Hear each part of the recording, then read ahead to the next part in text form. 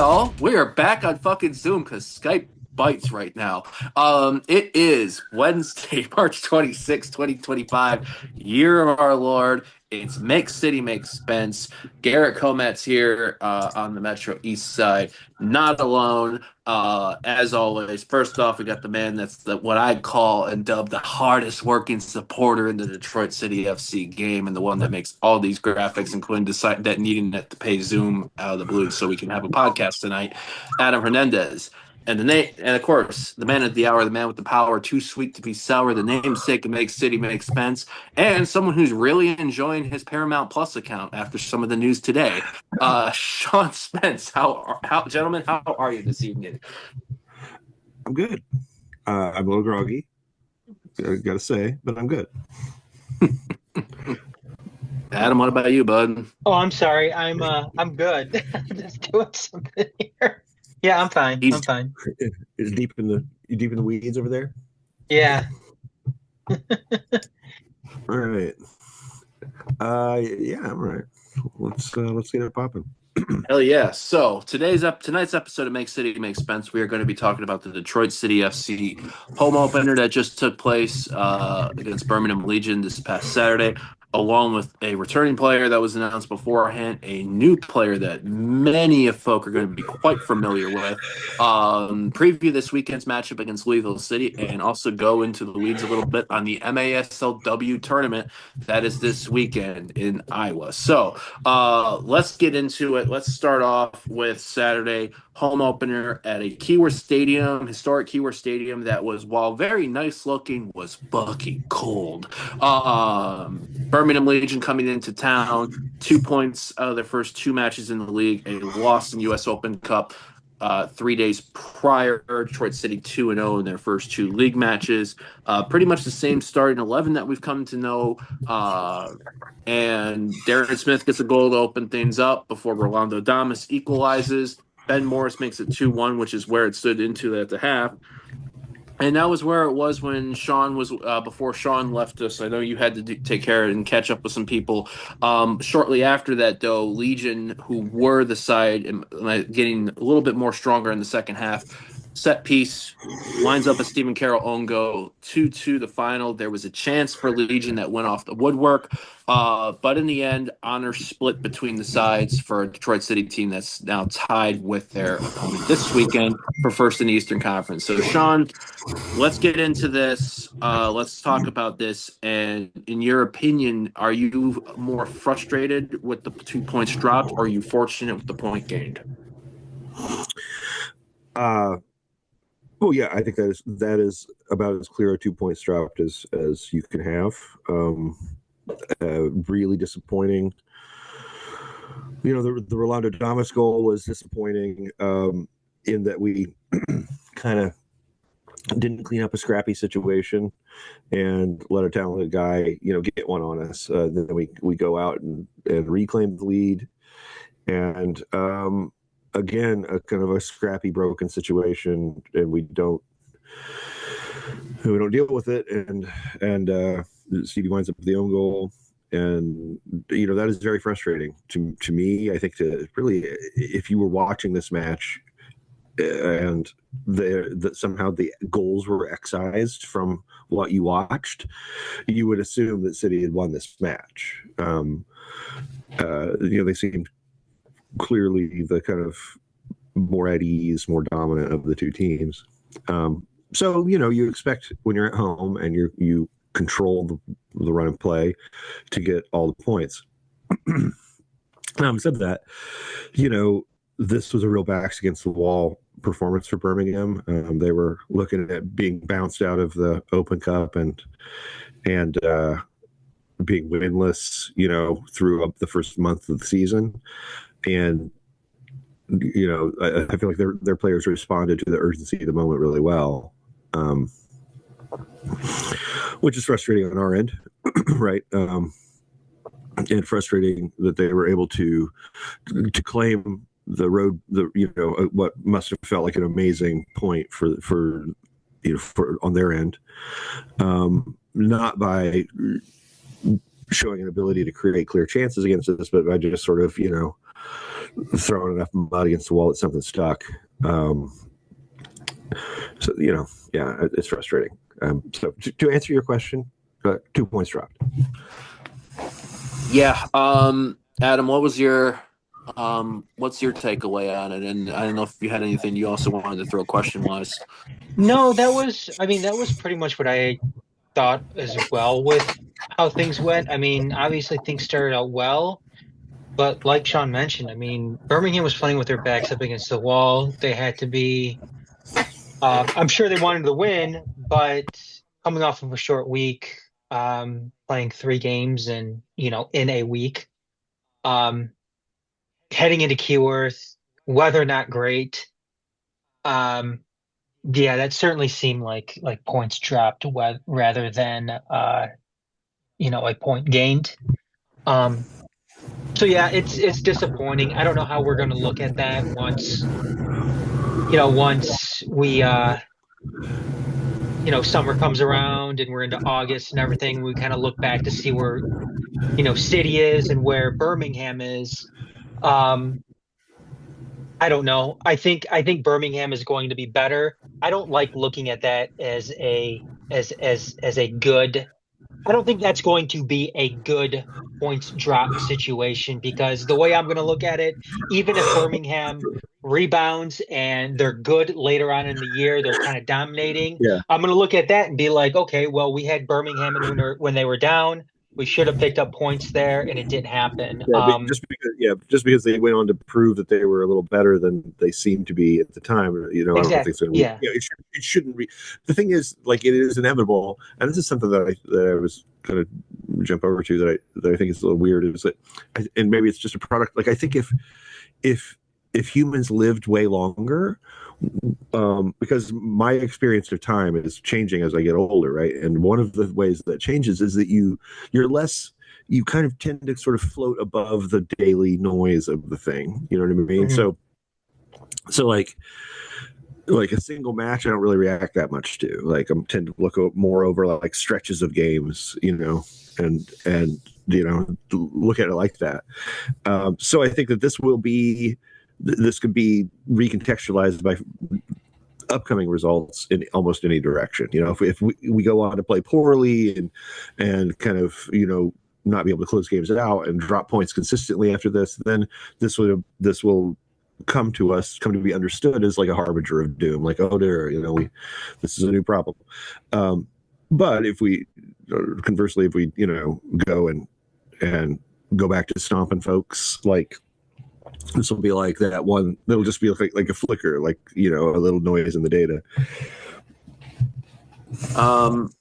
Why don't, before we get into some acquisition news, why don't we wrap up the match talk with our 3 stars Les Rouges? I'm going to I mentioned this before when we kind of talked about, but a little caveat.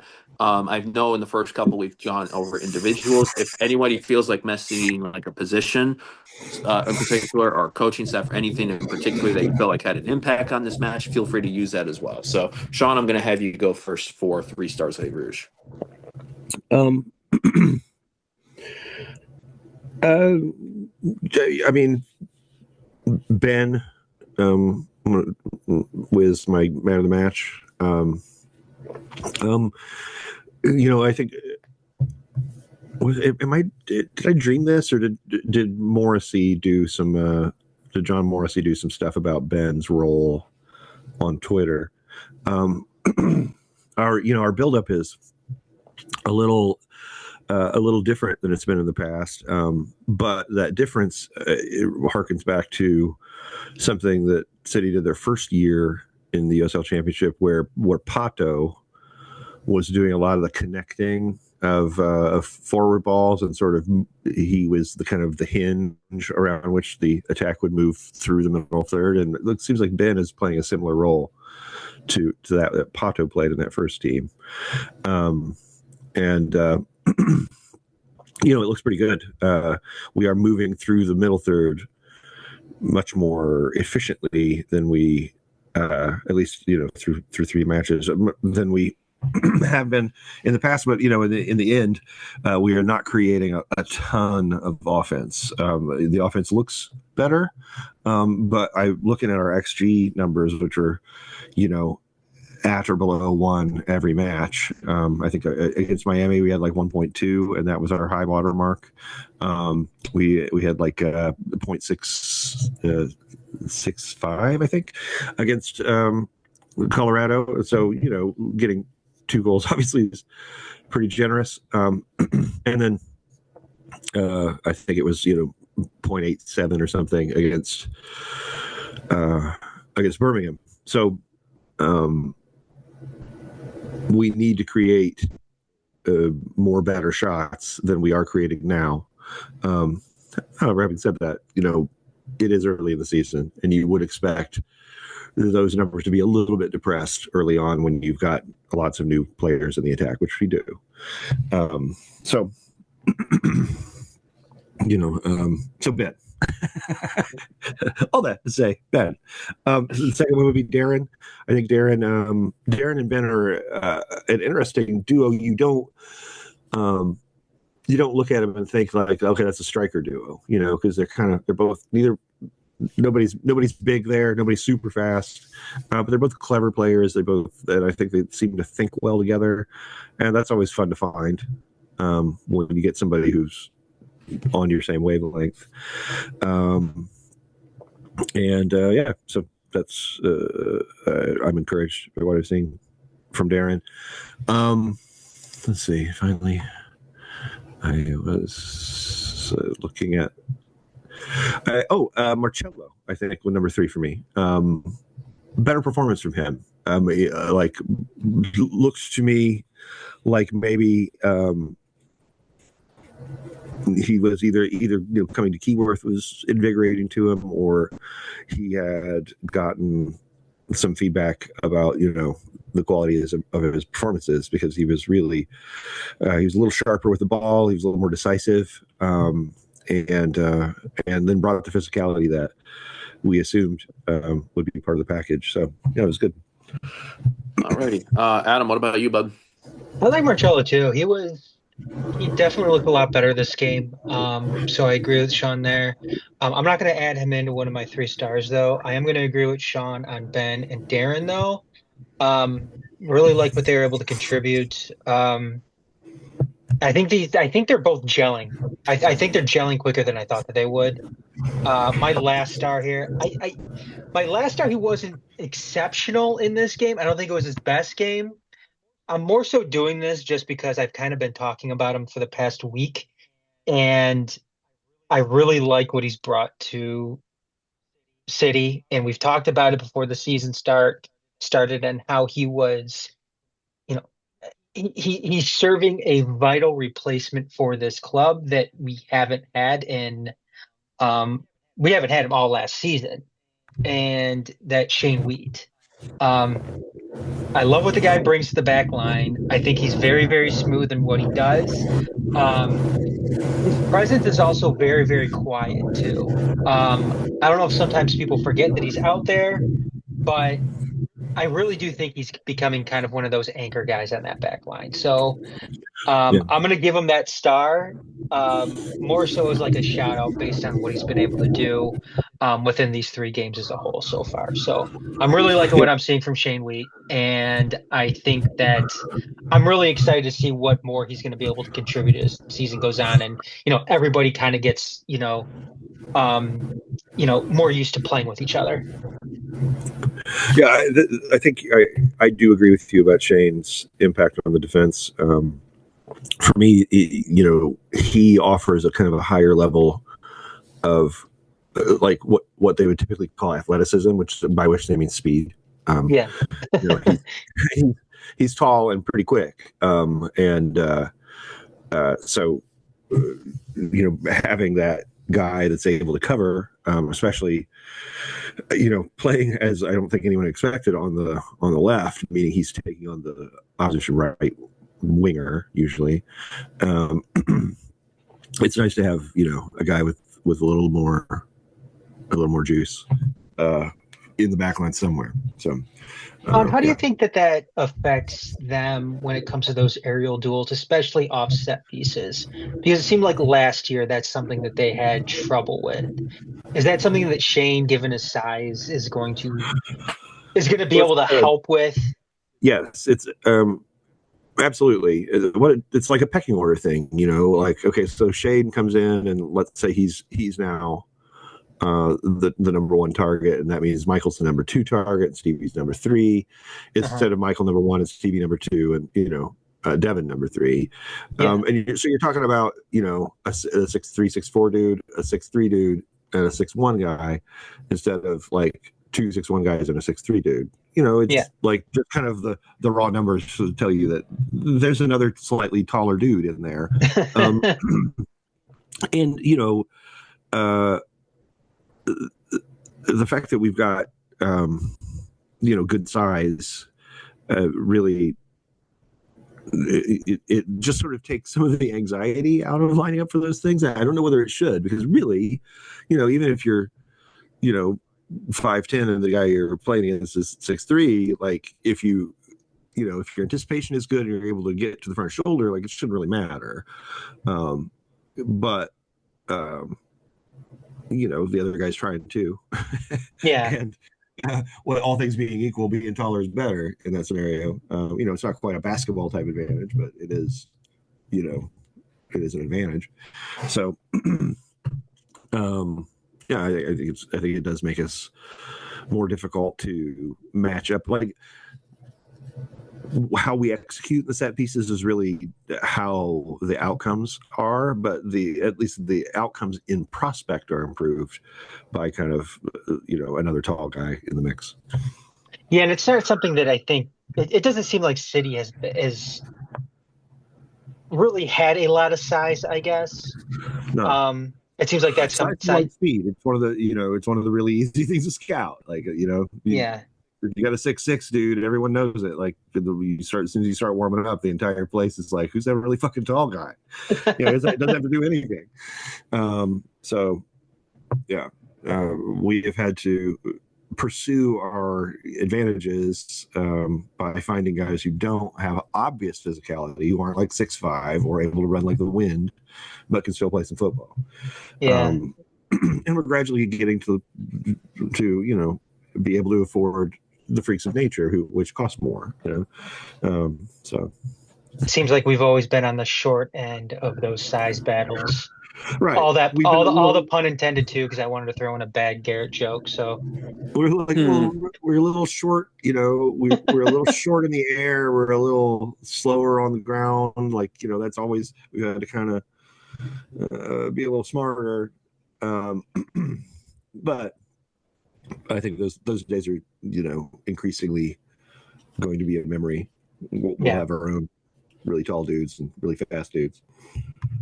I like the Marcella. I like the Shane Wheat. Those are going to be not in my three, but I agree with him. Definitely, I think Polisi's best match for City so far in his three that he's had so far.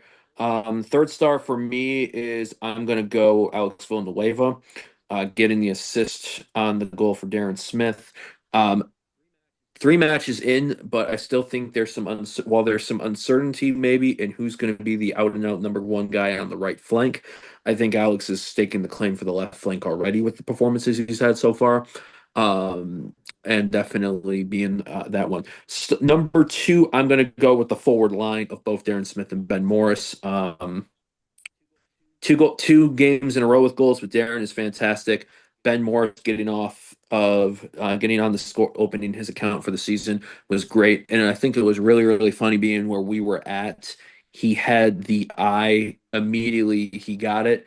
He got the golf club stance ready. He saw the camera and was dead on. Just seeing the confidence the dude has right now, especially from where we had seen him when he first joined us, I think is really really refreshing. Star number one for me, while not his best game of the season so far, we've talked about him also enough, and that for me is Josiel Cedeno, just because I think he is offering something different in our attack, or trying to at least in that role that he's got. He had that one little turn kneeling dive pass that was in front of our eyes that all of us in the media area reacted to like, whoa, damn. This Yeah. Well, like it displayed an acute sense of like spacing and awareness of the fact that like this is not the kind of thing where you can afford to take it down, and like getting it out of your feet and out there is of the utmost importance, and he did so. He quickly moved it along in a way that showed some mastery, and was really cool. So, yeah, so those are my 3 stars Les Rouge. Um, a little bit to highlight in a day that wasn't so much highlighting. Um, do we want to talk transaction news, or do we want to talk about Saturday's match first? No, let's talk about the new guy. So first one, the return, someone we had mentioned a little bit, but finally made official on Friday before the day before the home opener, was Ryan Williams, back with Detroit City for 2025. Already had been with the team, featured as a substitute on Saturday, and got the nice welcome home gift of not only a yellow card but being knocked down to the ground very relatively quickly on in his appearance. Yeah. Um, um, and then yesterday, we had seen some rumblings of this. Uh, and I think if you would have told a handful of people that this name would be announced, considering former allegiances and everything, a lot of people would be like, yeah, fucking right. No, not happening. But a move that a lot of us three sickos in particular, and those in our community would be like, all day, give me that. Tatenda Mkuruva, Yep. goalkeeper for Michigan Stars that we have known from late 2019 to 2024. There has been a lot of things to describe Mr. Mkuruva. Athletic, great shot stopper, one who doesn't care who is supposed to take penalties for your team. He will step up from the spot, bury it, and he will do a full-on 3 flips. Like But tumbling run. yeah, but if you are a team and you are facing him, a definition of the word shithouser. And as of yesterday, fully announced at 12 noon Eastern, he's also our person that does shithousing because he's with Detroit City FC for 2025 guaranteed and a club option in place for 2026. Guys, we have 3 goalkeepers for the first time since 2022, and the sickos in us, for especially if you go back to our episode about Michigan Stars last year, you'll understand why we love it so much, right, Sean? Yeah, I mean, before we go into all the shit housing and all that stuff, like the worry, when you add another guy, always is that they're going to be disruptive, right? And that would be the kind of standard concern expressed by supporters at signing a guy like Tatenda, who is on the pitches a bit flamboyant, right? And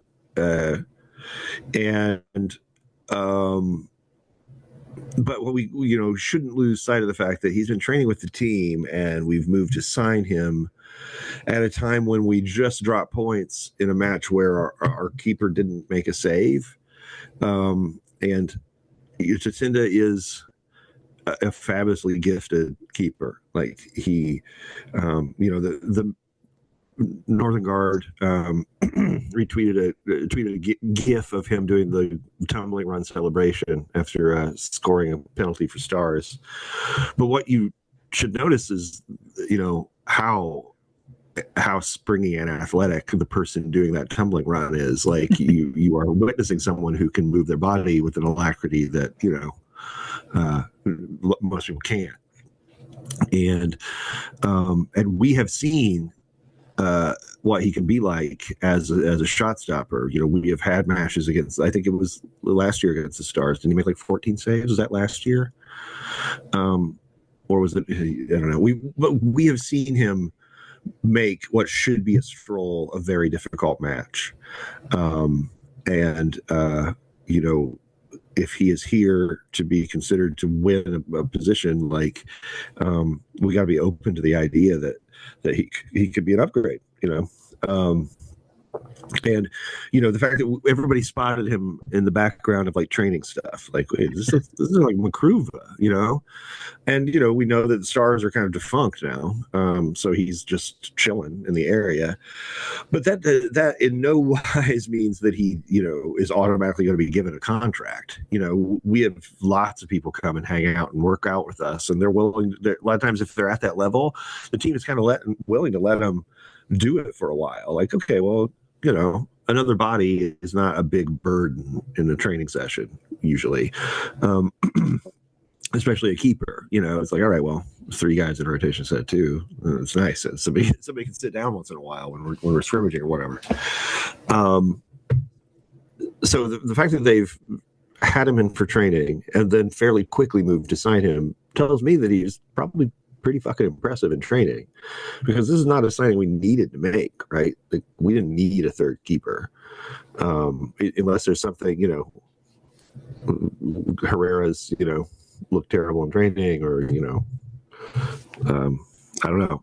I doubt that this is a signing that's made out of desperation. I think this is a signing from a position of strength, and knowing that we've got this guy in the area, and he potentially can help us out. So I'm really, really intrigued. I hope it goes well. Okay, so having said all the good things about Tatenda, the thing that Detroit City fans will most probably, if they remember him at all, they will remember the fact that he is. We in this house, we love the dark arts, right? Yep. By which we mean all of the sort of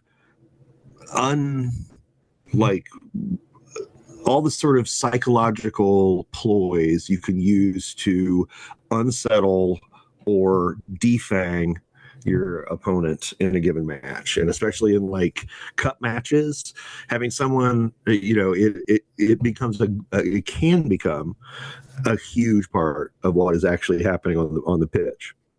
And you know, football's sort of open flowing nature means that you can't really get around the guy who wants to fuck with you. You can't, there's no avoiding, especially the opposition keeper, right? Every possession that isn't successful ends with that dude having the ball generally. And so his ability, so you're talking about a guy who you get a 1-goal lead, and he will immediately evince a previously unexpressed but crippling calf cramp, which just appears out of nowhere only when a lead is accomplished, only when the game needs to be like just shut down entirely, and like as little actual football needs to transpire over the next several minutes as possible.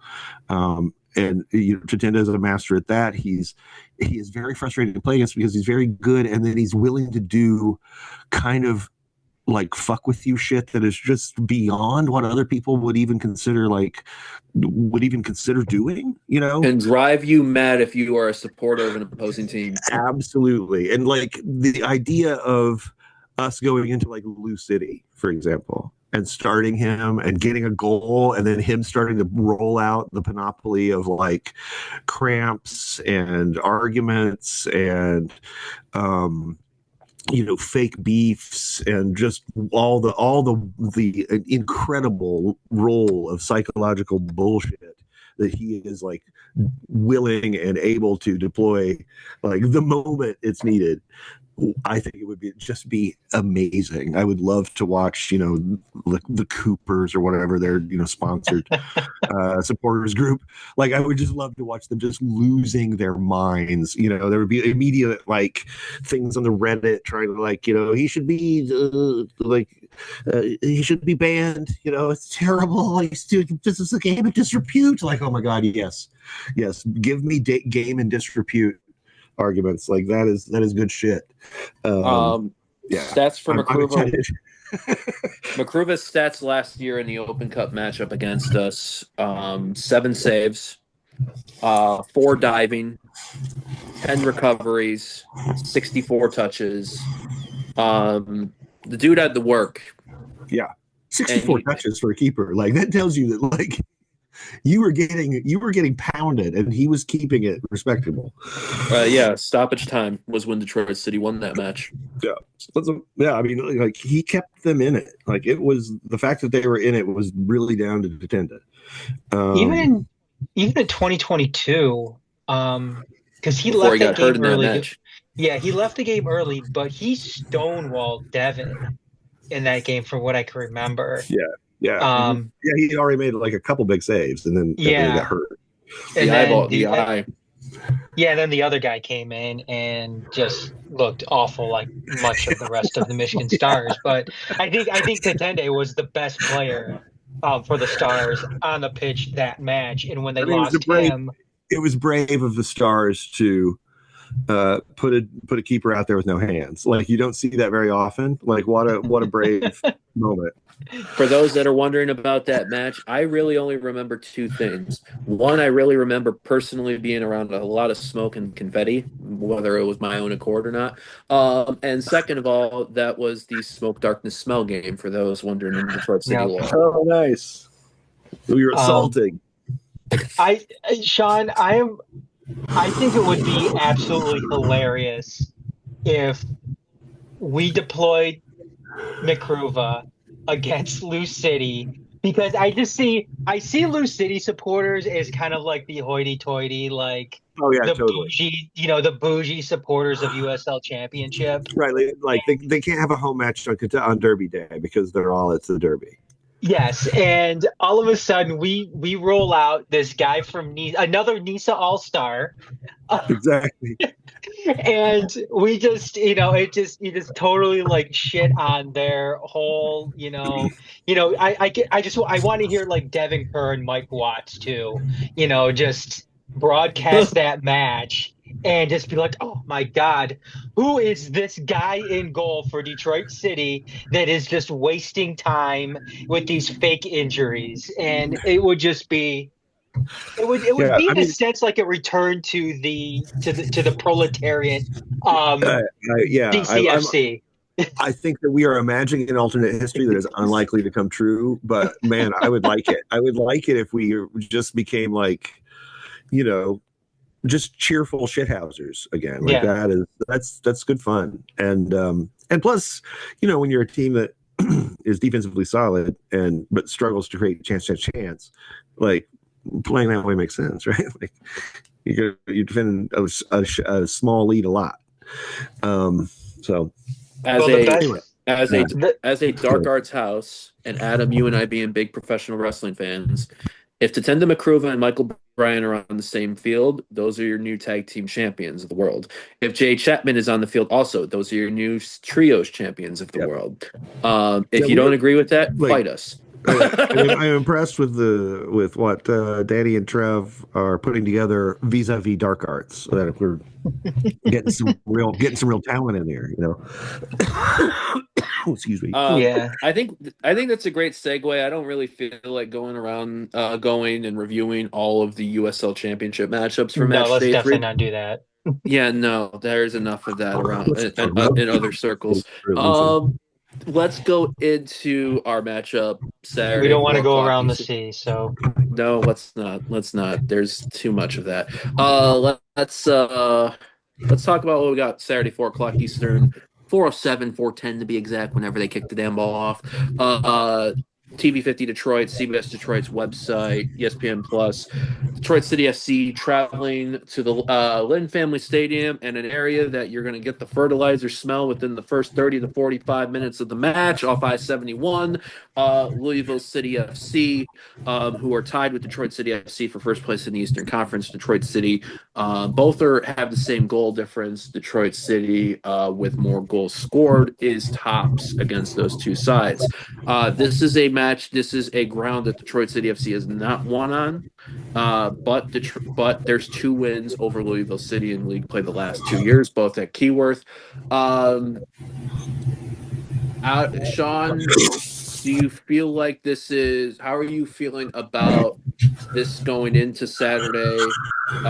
We've had a same starting 11 for three matchups in a row. Do you see any shifts now to maybe bolster the attack, or maybe start to switch things up, spice things up? Um, I have no insight into how Danny is feeling about his attackers. Really, I think he's he's made appreciative noises about the things he's seen, but beyond that, I don't really know his mind. So, we could see some changing in, like, maybe Jordan for Reese, if they feel like they're not getting enough like end product out of Reese. The obvious problem with putting anybody in there for Reese is that are you going to get the same kind of work off the ball, the same work rate off the ball? So I think we'll probably see a very similar 11. At this point, I don't think we have any reason to rotate one match a week. We're fine. So I think he's going to put out what he thinks is his best 11, and I think we've seen that the first three matches. We don't know how they felt after they watched the film. So I'm sure that at this point they probably know exactly who's going to start within the camp because they've gone over the film and chewed on people who need to get chewed on, and made the changes that they plan to make, and now they're spending the week putting it together. I don't know where for me the most likely change is that the serious change would be Lai getting healthy enough to start.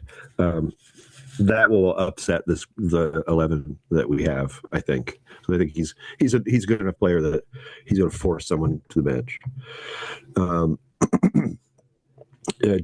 Devin getting healthy creates a potential, weird scenario in the back where we really have four guys who have a good claim to the three starting positions. And we'll get to see at that point how Danny ranks them right now. I think we're probably going to see, unless the defense has problems, we're probably going to see the three in possession stay in possession until there's problems, right? So yeah, I'm guessing we're going to see pretty much unchanged 11. It's interesting that we in Louisville City come in here, we're tied, we have the same goal difference. We also, the last 2 weeks, have each played Birmingham Legion and each drawn them. Louisville City drew Birmingham, and in Birmingham, of course, Birmingham drew us last week. So we've got a lot of kind of overlap in our schedules, and I think this is going to be a really even match. I think that unlike previous years, the talent level on Louisville City is always very high, but I don't think it's higher right now than it was last year. And our talent level has bumped upward, I think, once again. So we're kind of going into their place on an equal footing, maybe for the first time. So I think this is likely going to be a draw. I think that we are a tough nut to crack, but winning at their place is also historically difficult. So, yeah. You're going. So what's the scoreline you're thinking? 1-1. I think it's gonna be a 1-1 goal scorer. Goal scorer is Shane Wheat. Set piece. Off a left foot, off a Jessiel Cedeno left foot, or somebody with a right foot. Yeah, probably a Jessiel. Jessiel's service on is a little better, maybe just slightly more consistent than what we've gotten used to. I think a lot will whether we're able to control this match at all, or whether we are just spending the entire match sort of packed in and struggling, comes down to how well we deal with Taylor Davila and his ability to kind of control the deeper midfield spaces for Louisville City. He's pretty good. The Duncan Manny kid, Perez on that flank. yeah, the Duncan kid in the middle is also pretty decent. So like, you know, they've got players. They always have players, and it's one of those kind of intriguing early season matches where that will determine kind of how we view this start a little bit. Like, you know, if we go in there and win, you know, 3-1, or, you know, 2-0 and look really great, then now we're kind of looking like, all right, well, you know, we might be one of the better teams in the East, as it turns out. If we get dominated, then we need to learn some lessons from that, and the trend is unsettling. Right. And as I expect to happen, it's kind of a, you know, even match that nobody walks out of feeling like, you know, thrilled. Then you know, then we'll be back here asking the same questions again next week.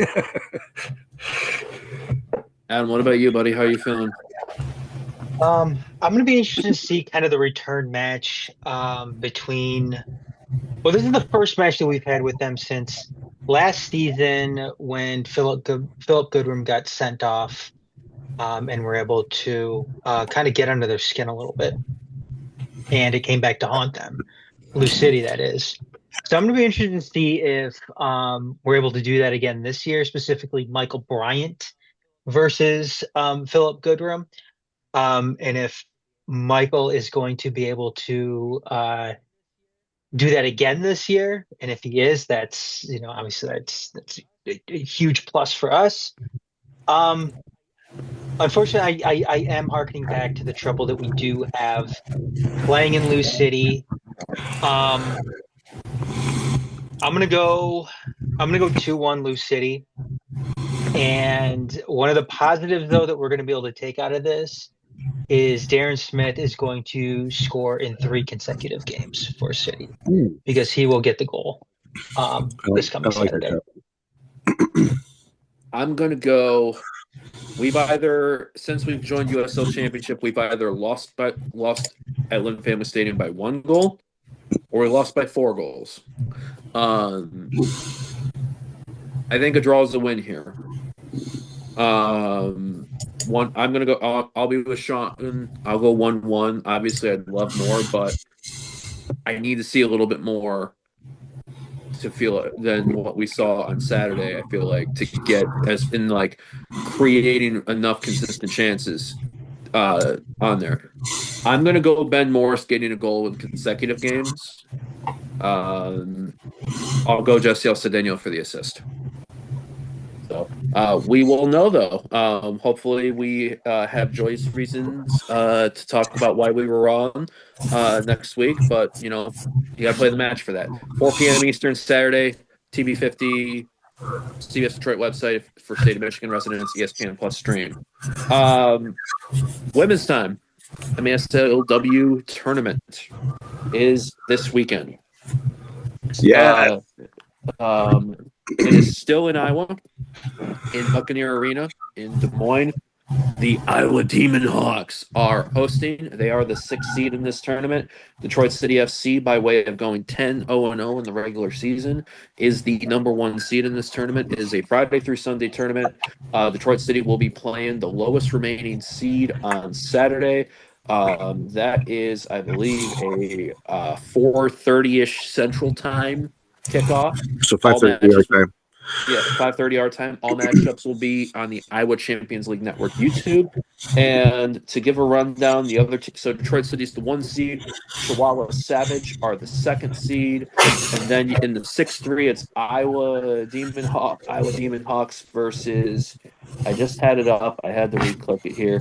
The ICT Aztecs. In the 4-5 matchup, Dallas RPFC is the 5th seed.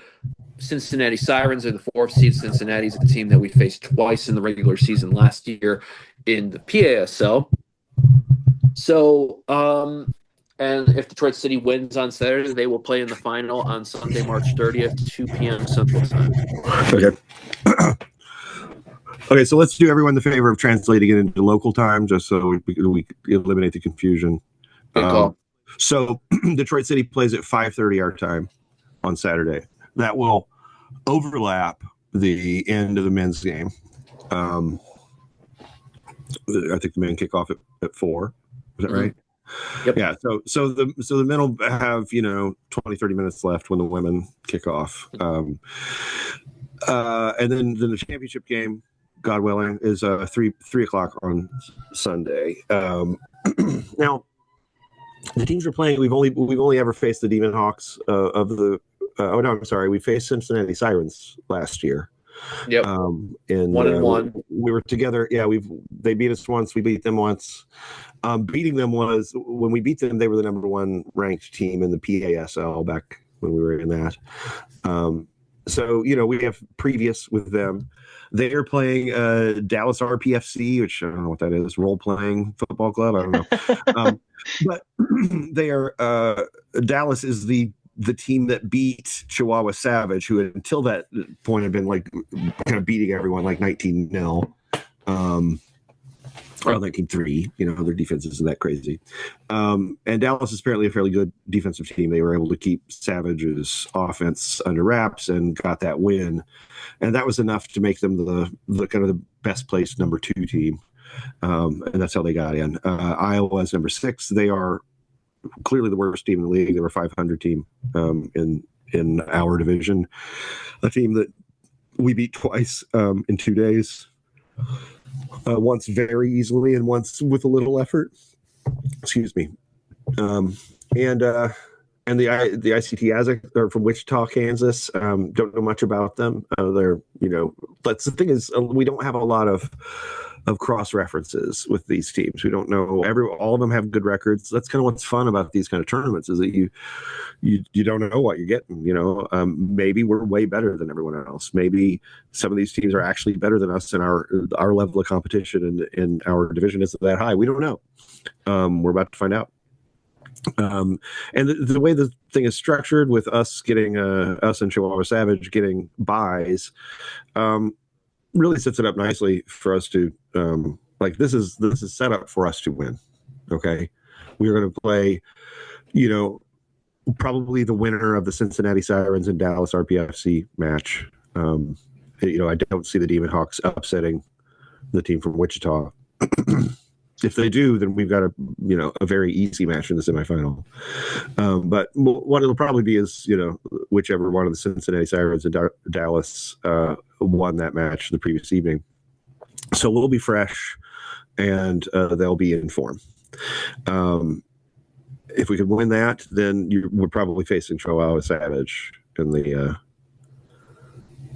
final. Although we'll see. And this is we are in unprecedented territory here. We don't know how we match up with these teams, really, except for Iowa Demon Hawks, who are included because they're the host.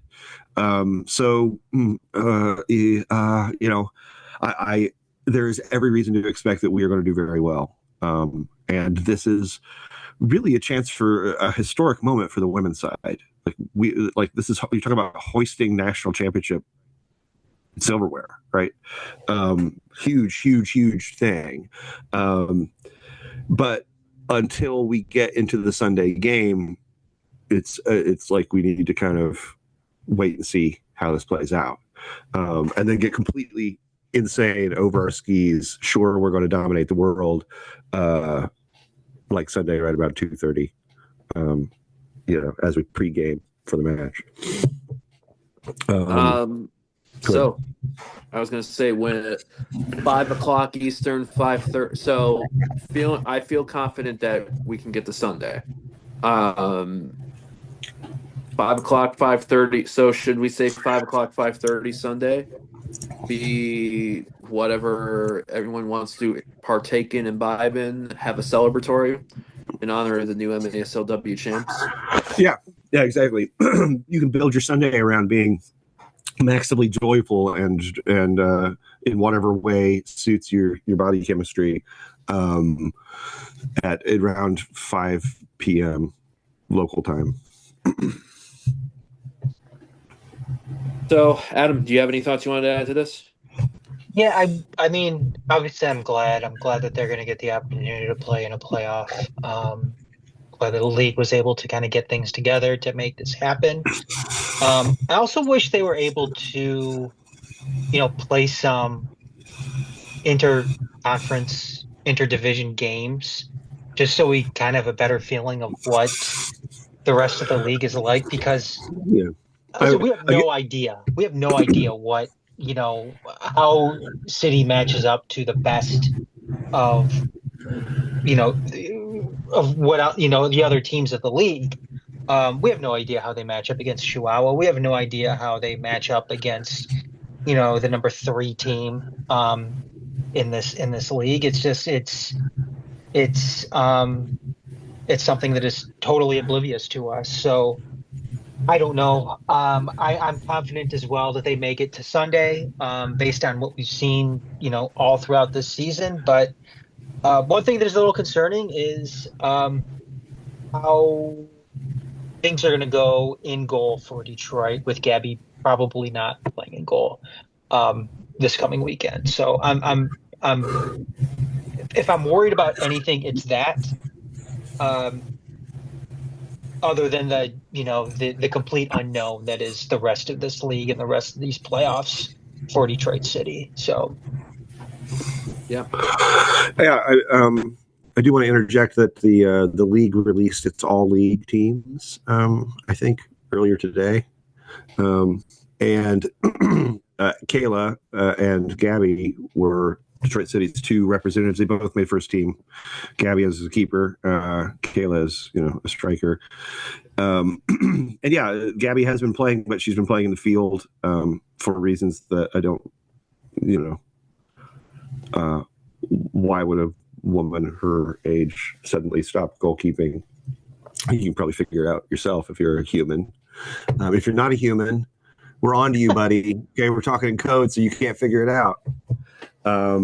if you're a dog or a rabbit or a cat or like a fish or something that's listening to us, yeah, you might not get it.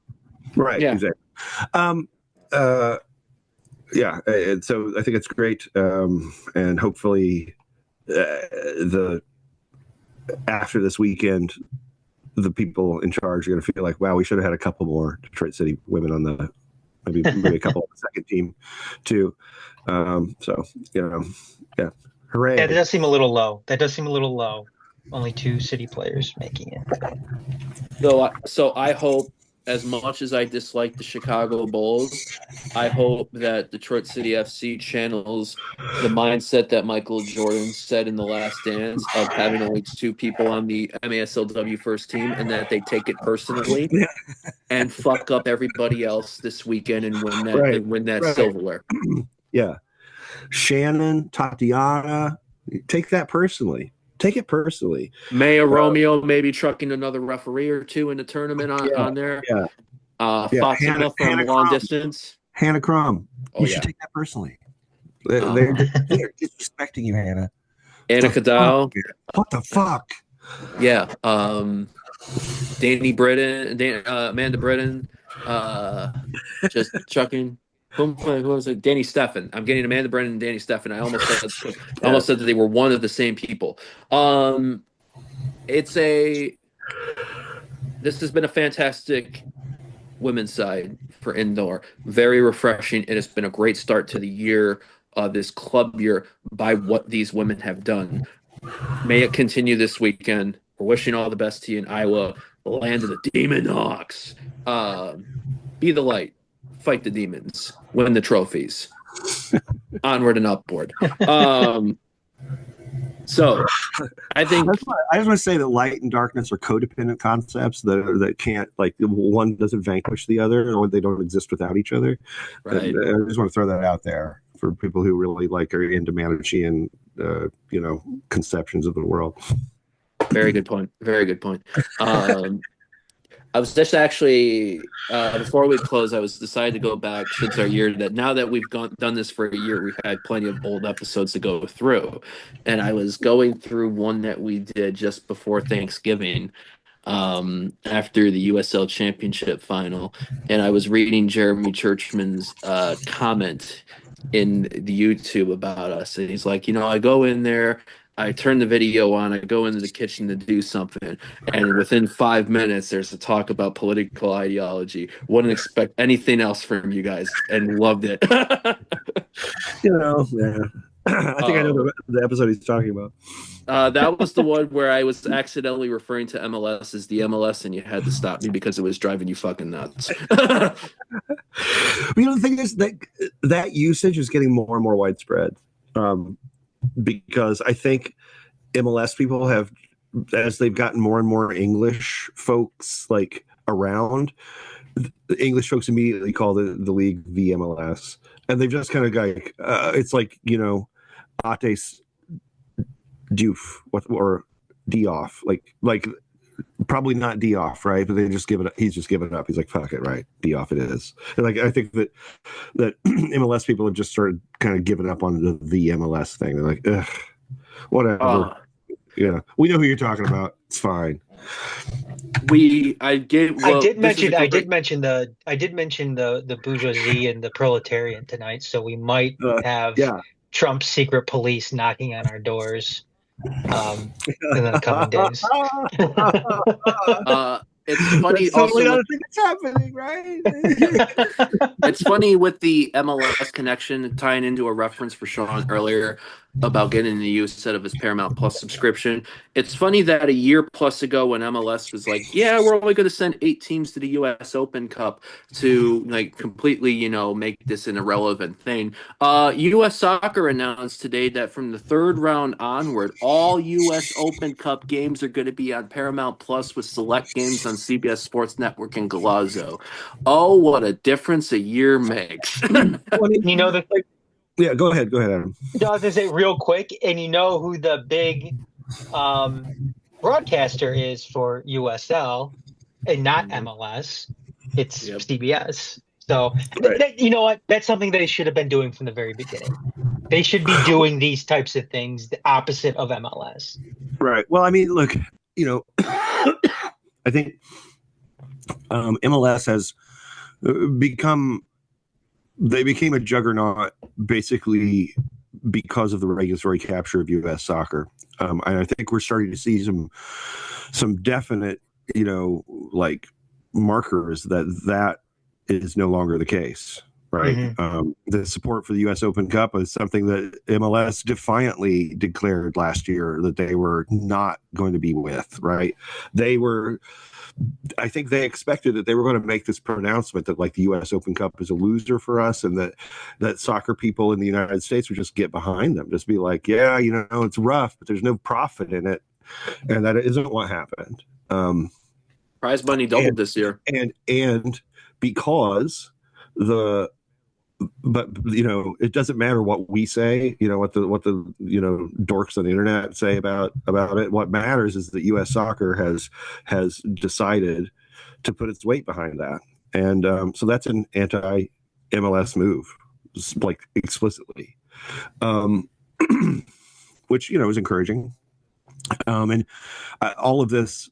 I think if I'm going to put on my guy who's watched lots of American soccer stuff happen for a long time hat, I would say that a lot of this is an opportunity that's been opened up by MLS, thinking it had pretty much completed the project of dominating U.S. soccer and was now free to take that money from Apple and go into a walled garden ecosystem where their matches might as well be, on Vine for as available they are, God, that's a throwback.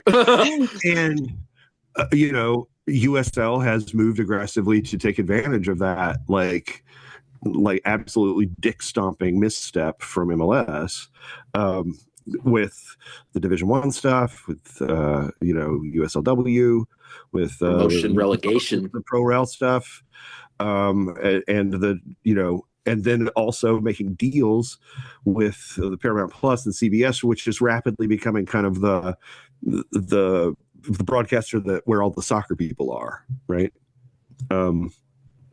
It's where you can watch like all the good leagues that aren't the Premier League. Serie A is on there, and La Liga's on there. Argentinian league. La Liga's ESPN Plus, but you also got You're the right, Carabao Cup. You got the Carabao Cup. You got the Europa League, right. Champions League, Conference League. Right. So these are like, but like so what you're talking about is a big corporation putting their backbone resources kind of in the service of the U.S. Open Cup, and that'll mean that if any of you listen to the Mike and Mike podcast, it's like a soccer analytics podcast. The double pivot is what it's called, I think. They one of those guys is one of the producers for CBS Sports Soccer, like Paramount Plus, and they're doing good work with the Champions League, with with a lot of different the Nations League coverage, which sometimes the Nation League sucks, but the coverage is not bad.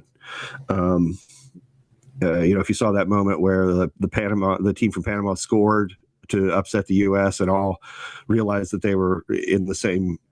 Thierry Henry was broadcasting like 15 feet away. They all went and like hugged him and like danced around him, calling him a legend. Like that's they've got Thierry Henry. That's cool. That studio crew of Kate Abdo, Jerry Henry, Jay McCarricker, Michael Richards is one of the best pundit soccer crews fucking around. Well, what the absolute box office, right? Like they really are. They're great. They're fun. I think a lot of English language soccer programming is looking at them and going, okay, that's a different direction, because they're jocular without being laddish. And they clearly really all appreciate the game, but aren't dead serious about it. And you've got one of the greatest players of the last 40 years at the center of the conversation, and he's like, he is in conversation as he was in football. He is like elegant and devastating and so fucking funny. Like, who knew that Thierry Henry was like could be a stand-up comedian? His sense of like timing and his like deadpan shit he does, like fucking hilarious. The dude like kills me, and I'm like, this is Thierry fucking Henry. Like, he should not, like, you shouldn't be this omni talented, like like Leo Messi is kind of like like semi shut down every time doesn't have the isn't on the football pitch.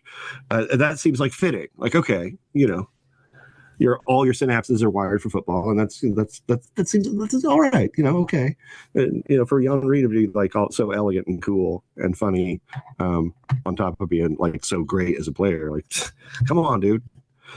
Like, how many souls did you have to sell for this? My God.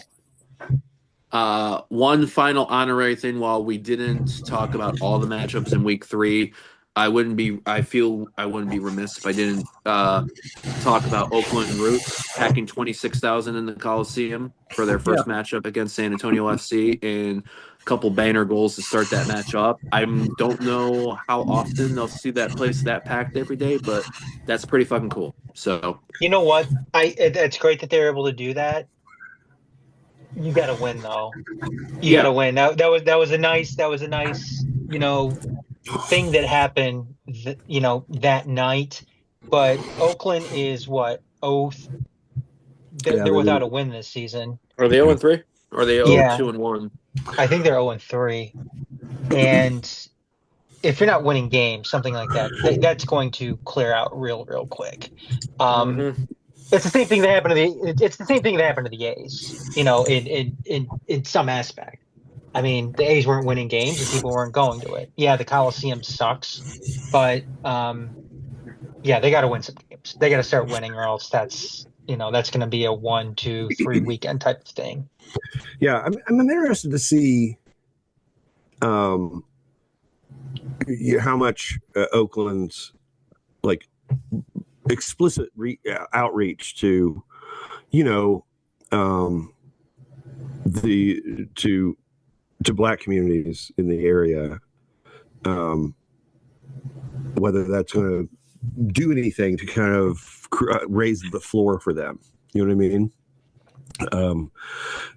These kind of things where, you know, it's a big promotion and like you're selling tickets like crazy, and those things are great, and you know, it's obviously nice to get a bunch of paying people in, and but you really, when you lay an egg on the field and everybody leaves kind of like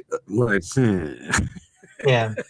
you know, it's not, you didn't create a lot of memories for everybody necessarily. Where, you know, if you happen to luck into like winning in an inspirational way in those big matches, that can really move the needle. So, you know, I'm sure they're disappointed, but you know, I hope that the group in Oakland, who I think is pretty well capitalized, I hope that they're like, understand that this is a long-term community play and not like something where they're going to like try to assess constantly whether they're getting enough money. Like, no, you need a burn down chart, dude. You're not going to suddenly start making money. Yeah, so I definitely agree on that. Adam, if you were right, 0-3, 9 goals conceded in the first 3 games. To give you a rundown, Miami's only conceded 7. So Miami's not the absolute worst at something 3 weeks in. I think we've covered a good amount of there. Obviously, Adam, fill us in all where folks can find us all in Major Detroit land. Just one more point for me about the MLS thing. Mhm. MLS is not going to win a battle against broadcasters. So if anybody's going to cut the knees of MLS and win that battle with U.S. soccer, it's going to be the broadcasters.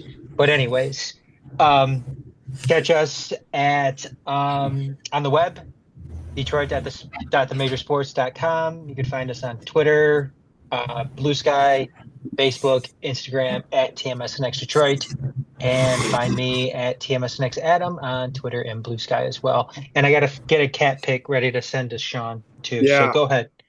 Cat pic. Send your cat pics to Shield Chafing on all media on Blue Sky. I'm Shield Chafing at B Sky something. I'm Shield Chafing on Twitter, and Shield Chafing at Gmail on email. The Shield Chafing is mentioned in the first few lines of Beowulf, and his name is spelled as SCYLD SCEAFING. Yes, you pronounce the C's like the SC like SH in this case. So yeah, get at me. You can find me online, Twitter, Instagram, Discord at GM Comets. Blue Sky is gmcomets.bsky.social. Also, like I said, Majors TV on YouTube as well. Plenty of videos and content that have been coming out between Make City Make Spence, Detroit City Sportscast, and the Mulligan series.